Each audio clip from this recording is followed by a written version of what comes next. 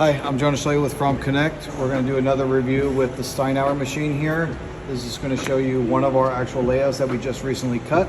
So here you can see on the software program, all our wire ducting and our DIN rail is on this board. If I zoom in here, you can see where it's going to drill all the holes. From there, we also have other hole placement. So a drive will be going in here. So we have our 4 mounting holes there. And on the top here, we have 4 mounting holes for the main disconnect. Once we're done with all of this, we'll actually send it into a different program where it'll show every little hole, and we want to make sure everything is sized properly, scaled correctly, and that the holes aren't too big or too small for each aspect. It'll also show us where the holes will be taking place, so when we actually put all our pins that go in the back here to support the panel, it doesn't buckle, and we also don't drill through each one of those.